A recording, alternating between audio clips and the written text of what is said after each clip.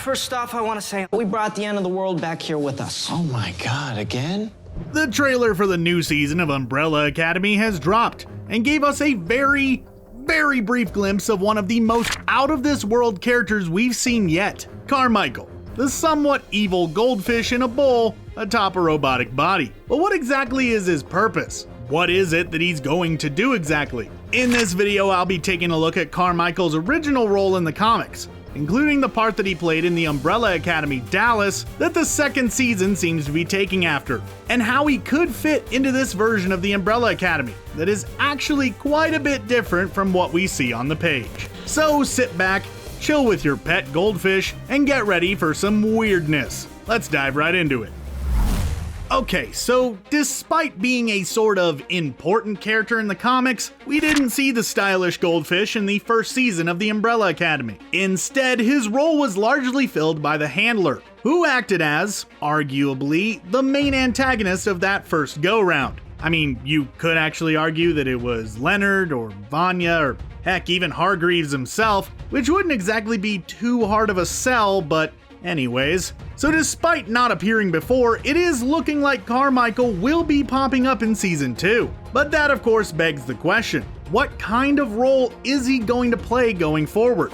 Well, for that, we're going to take a look at the comic which seems to be influencing this season the most. That being the Umbrella Academy Dallas, which was the arc that saw the Hargreaves children heading back in time for another adventure full of time travel nonsense and utter shenanigans. Now, before I go any further, I am going to throw up a spoiler warning for Season 2. While things probably won't happen one-to-one like they did in the comics, I'd still strongly recommend some caution before moving forward, cause you never know. Anyhooser, our heroes travel back to the 60s, specifically 1963, and discover that their very existence within that time has altered things, bringing about yet another potential apocalypse situation. And we do see some pretty solid hints to this also being the case in the trailer.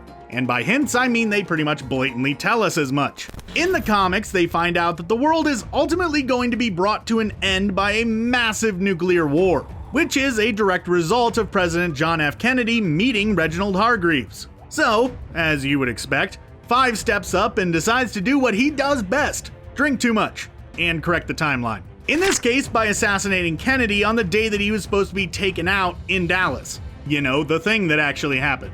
All the while, the Temps Commission is there just as they were before. And who is largely leading them? Yep, Carmichael.